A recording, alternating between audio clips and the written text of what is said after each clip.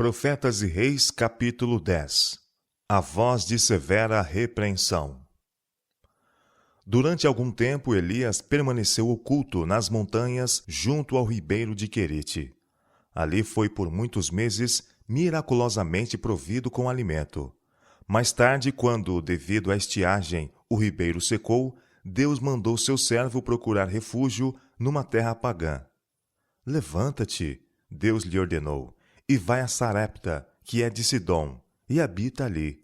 Eis que eu ordenei a uma mulher viúva que te sustente.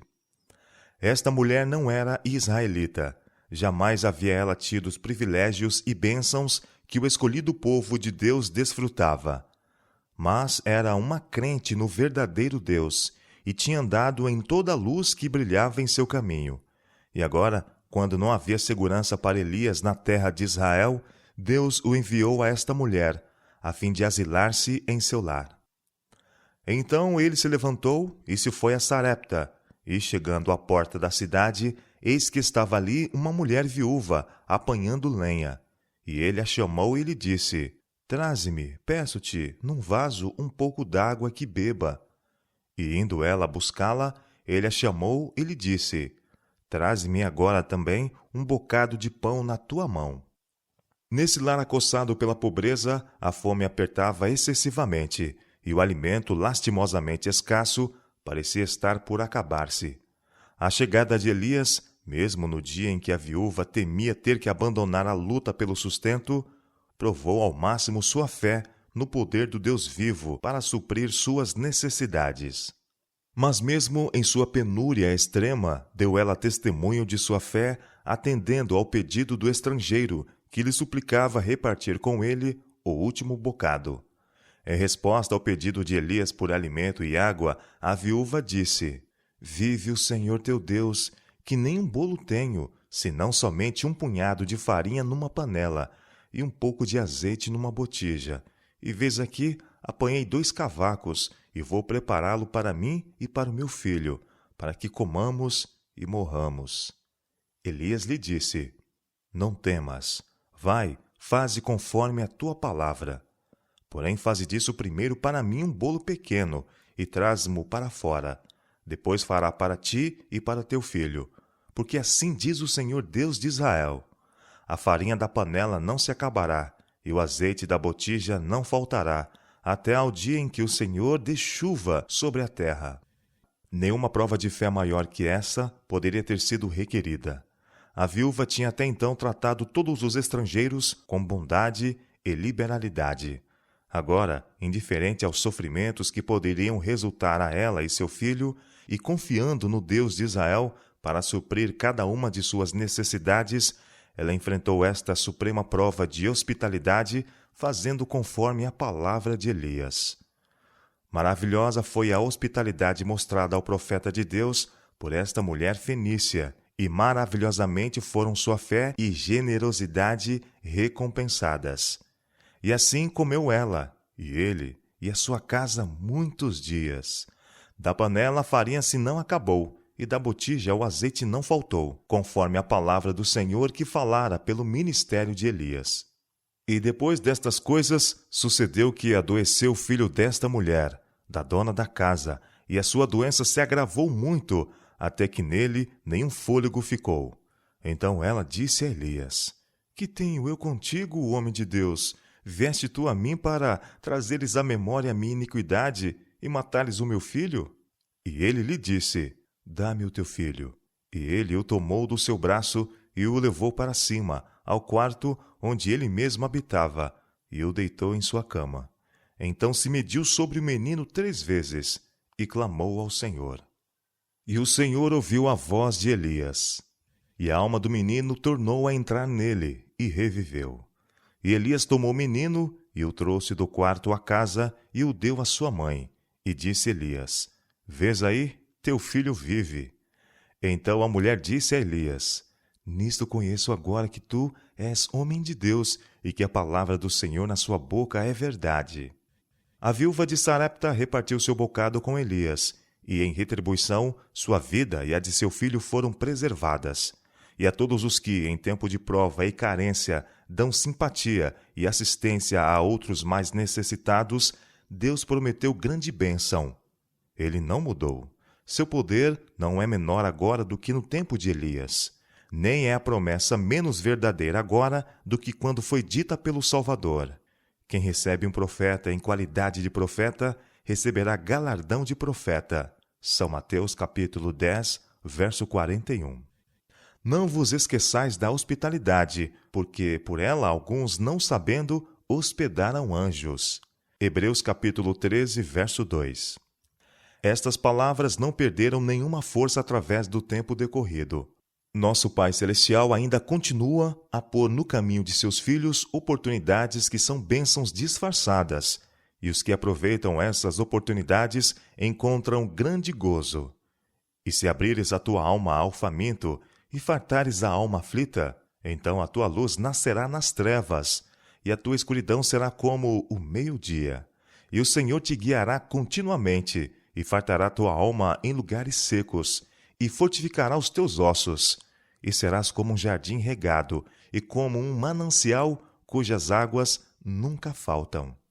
Isaías capítulo 58, versos 10 e 11. A seus fiéis servos hoje Cristo diz: quem vos recebe, a mim me recebe, e quem me recebe a mim, recebe aquele que me enviou. Nenhum ato de bondade manifestado em seu nome deixará de ser reconhecido e recompensado. E no mesmo terno reconhecimento, Cristo inclui o mais fraco e o mais humilde da família de Deus. E qualquer que tiver dado só que seja um copo d'água fria, diz ele, a um destes pequenos, os que são como crianças em sua fé e seu conhecimento de Cristo, em nome de discípulo, em verdade vos digo que de modo algum perderá o seu galardão. São Mateus capítulo 10, versos 40 e 42.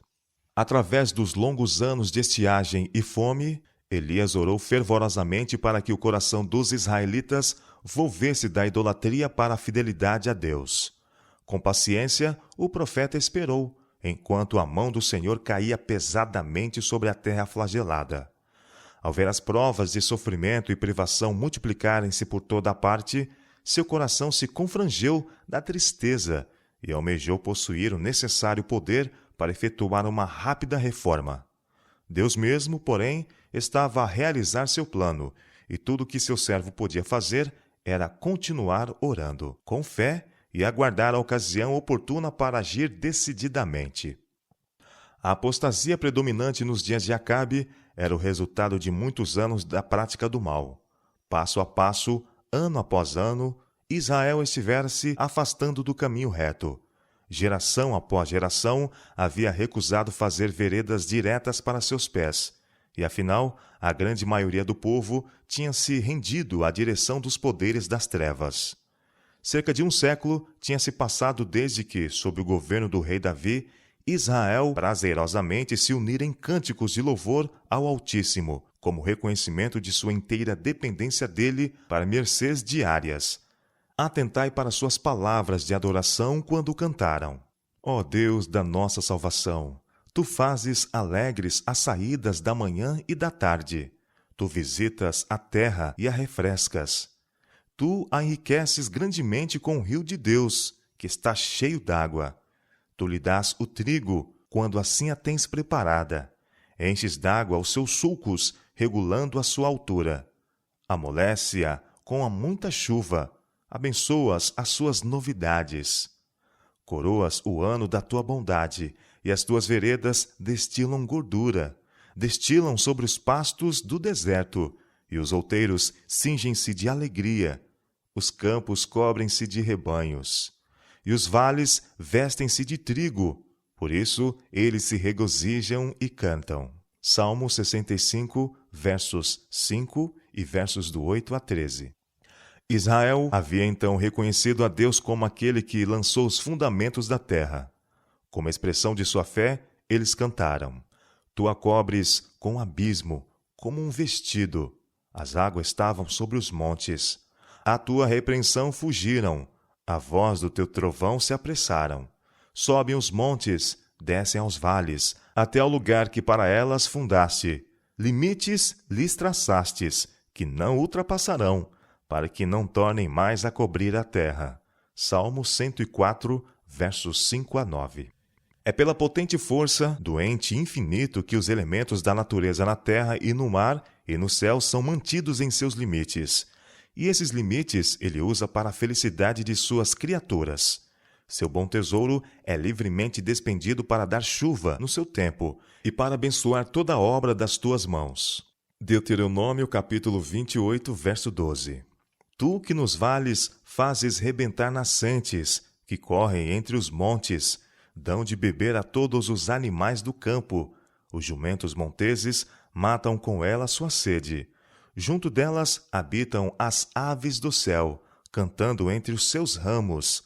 Faz crescer a erva para os animais, e a verdura para o serviço do homem, para que tire da terra o alimento, e o vinho que alegra o coração do homem, e o azeite que faz reluzir o seu rosto, e o pão que fortalece o seu coração.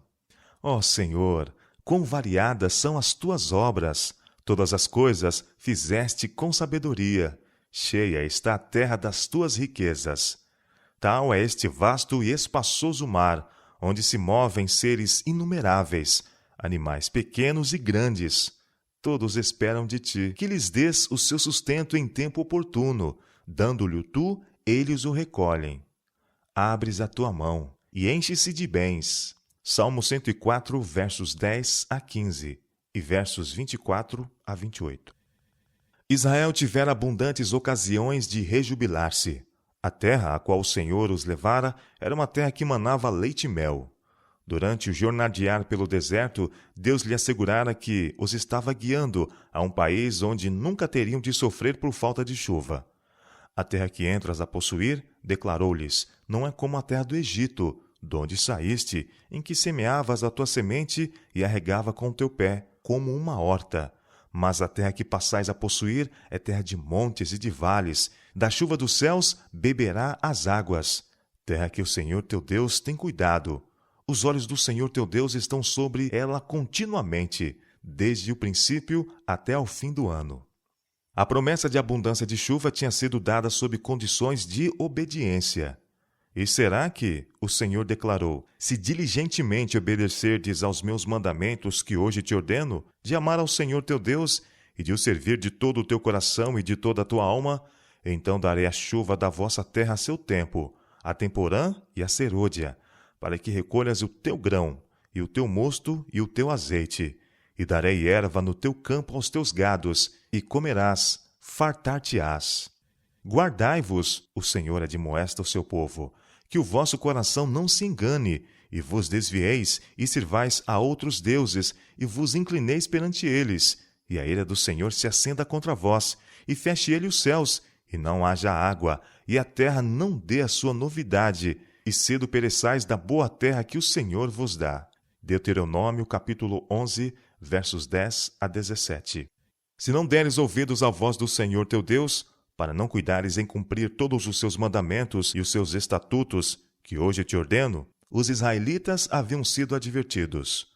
Os teus céus que estão sobre a cabeça serão de bronze, e a terra que está debaixo de ti será de ferro. O Senhor, por chuva da tua terra, te dará pó e poeira. Dos céus descerá sobre ti, até que pereças. Deuteronômio, capítulo 28, versos 15, 23 e 24. Estes estavam entre os sábios conselhos de Jeová ao antigo Israel. Ponde, pois, estas minhas palavras no vosso coração e na vossa alma, havia ele ordenado a seu povo escolhido. E atai-as por sinal na vossa mão, para que estejam por testeiras entre os vossos olhos. E ensinai-as a vossos filhos, falando delas assentado em tua casa, e andando pelo caminho, e deitando-te, e levantando-te.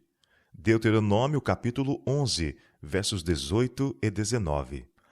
Claras foram estas ordens, mas com o passar dos séculos, e gerações após gerações, perderam de vista as provisões feitas para seu bem-estar espiritual. As ruinosas influências da apostasia ameaçaram subverter toda a barreira da divina graça. Assim, aconteceu que Deus estava agora visitando o seu povo com os mais severos de seus juízos. A predição de Elias estava tendo terrível cumprimento. Por 3 anos, o mensageiro do castigo tinha sido procurado em cidade após cidade e nação após nação. Por intimação de Acabe, muitos reis tinham feito o juramento de honra de que o estranho profeta não se encontrava em seus domínios. Contudo, a busca continuava, pois Jezabel e os profetas de Baal odiavam Elias com ódio mortal e não poupavam esforços para trazê-lo ao alcance de seu poder. E ainda não havia chovido. Afinal, depois de muitos dias, a palavra do Senhor veio a Elias no 3º ano, dizendo: Vai, mostra-te a Acabe, porque darei chuva sobre esta terra. Em obediência à ordem, foi Elias mostrar-se a Acabe. Aproximadamente ao tempo em que o profeta pôs-se de viagem para Samaria, Acabe havia proposto a Obadias, mordomo de sua casa, que fizessem rigorosa procura de fontes e ribeiros de águas, na esperança de encontrar pastagem para seu gado e rebanhos famintos. Até mesmo na corte real, os efeitos da demorada estiagem foram agudamente sentidos. O rei, profundamente preocupado quanto ao futuro de sua casa, decidiu unir pessoalmente seus esforços aos de seu servo na busca de alguns pontos favoráveis onde pudessem haver pastagem. E repartiram entre si a terra, para passarem por ela. Acabe foi à parte por um caminho, e Obadias também foi à parte por outro caminho. Estando, pois, Obadias já em caminho, eis que Elias o encontrou, e conhecendo-o ele, prostrou-se sobre o seu rosto, e disse: És tu o meu senhor Elias? Durante a apostasia de Israel, Obadias tinha permanecido fiel. Seu senhor, o rei, fora incapaz de desviá-lo de sua fidelidade ao Deus vivo. Agora era honrado com uma comissão da parte de Elias, que lhe disse: Vai e dize a teu senhor: Eis que aqui está Elias. Grandemente aterrado, Obadias exclamou: Em que pequei? Para que me entregues teu servo na mão de Acabe, para que me mate? Levar a Acabe uma mensagem como esta era o mesmo que cortejar morte certa. Vive o Senhor teu Deus, explicou ele ao profeta, que não houve nação nem reino aonde o meu Senhor não mandasse em busca de ti. E dizendo eles: Aqui não está. Então ajuramentava os reinos e as nações, se eles te não tinham achado. E agora dizes tu: Vai, dize ao teu Senhor: Eis que aqui está Elias.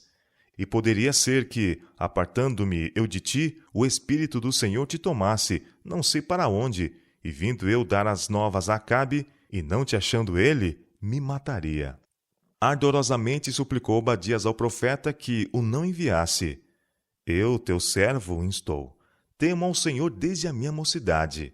Porventura não disseram a meu senhor o que fiz? Quando Jezabel matava os profetas do Senhor, como escondia 100 homens dos profetas do Senhor, de 50 em 50, numas covas, e o sustentei com pão e água? E agora dizes tu: Vai, dize ao teu senhor: Eis que aqui está Elias, e me mataria. Com o solene juramento, Elias prometeu a Obadias que a mensagem não seria em vão. Vive o Senhor dos exércitos, perante cuja face estou, declarou ele, que deveras hoje me mostrarei a ele. Assim tranquilizado foi Obadias encontrar-se com Acabe, e lhe anunciou. No misto de espanto e terror, o rei ouviu a mensagem do homem, a quem temia e odiava, e a quem tão incansavelmente havia procurado. Bem sabia ele que Elias não arriscaria a vida meramente pelo prazer de encontrá-lo. Seria possível que o profeta estivesse em vias de pronunciar outro ai sobre Israel? O coração do rei estava carregado de temor. Ele se lembrava do braço de Jeroboão que havia secado. Acabe não fugiria de obedecer à intimação, nem ousaria levantar a mão contra o mensageiro de Deus. E assim, acompanhado por um corpo de guardas, o tremente monarca saiu a encontrar-se com o profeta. O rei e o profeta postam-se face a face. Embora Acabe esteja cheio de apaixonado ódio, contudo, na presença de Elias, parece acovardado, impotente. Em suas primeiras vacilantes palavras, És tu o perturbador de Israel? Ele inconscientemente revela os íntimos sentimentos de seu coração. Acabe sabia que fora pela palavra de Deus que os céus se tinham tornado como bronze, embora procurasse lançar sobre o profeta a culpa pelos pesados juízos que caíam sobre a terra. É natural que o obrador do mal torne o mensageiro de Deus responsável pelas calamidades que vêm como seguro resultado do afastamento do caminho da justiça. Os que se colocam sob o poder de Satanás são incapazes de ver as coisas como Deus as vê. Quando o espelho da verdade é posto perante eles, ficam indignados ao pensamento de receber reprovação. Cegados pelo pecado, recusam-se a arrepender-se. Sentem que os servos de Deus se voltaram contra eles e são dignos da mais severa censura. Permanecendo em conscienciosa inocência perante Acabe, Elias não procura excusar-se ou lisonjear o rei, nem busca fugir à ira do rei mediante as boas novas de que a seca está para findar. Ele não tem desculpas a pedir. Com indignação e zelo pela honra de Deus, devolve a imputação de Acabe, declarando audazmente ao rei que são os pecados dele, rei, e de seu país, que trouxeram sobre Israel esta terrível calamidade. Eu não tenho perturbado a Israel, sustentou ousadamente, mas tu e a casa de teu pai, porque deixaste os mandamentos do Senhor e seguistes a Balaim. Há necessidade hoje da voz de severa repreensão, pois graves pecados têm separado de Deus o povo. A infidelidade está depressa tornando-se moda. Não queremos que este reine sobre nós. É a linguagem de milhares. Os sermões macios, tão frequentemente pregados, não deixam impressão duradoura. A trombeta não dá um sonido certo. Os homens não são atingidos no coração pelas claras, cortantes verdades da palavra de Deus. Há muitos professos cristãos que, se expressassem seus reais sentimentos, diriam: que necessidade há de falar tão claramente? Seria o mesmo que perguntar: que necessidade havia de João Batista dizer aos fariseus: raça de víboras, quem vos ensinou a fugir da ira que está para vir? São Lucas capítulo 3, verso 7. Que necessidade tinha ele de provocar a ira de Herodias, dizendo a Herodes que não era lícito possuir a mulher de teu irmão? O precursor de Cristo perdeu a vida por falar claramente. Por que não podia ele ter prosseguido sem incorrer no desprazer dos que estavam vivendo em pecado?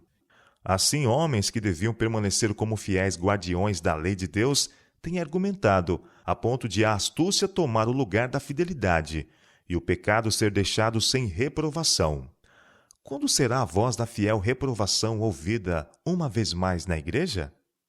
Tu é este homem, segundo Samuel capítulo 12, verso 7. Palavras indiscutivelmente claras como estas, dirigidas por Natã a Davi, raramente são ouvidas nos púlpitos de hoje, raramente vistas na imprensa pública. Se não fossem tão raras, veríamos mais do poder de Deus revelado entre os homens. Os mensageiros do Senhor não devem queixar-se de que seus esforços não produzem frutos, enquanto não se arrependerem de seu próprio amor ao aplauso e seu desejo de agradar aos homens, o que os leva a dissimular a verdade.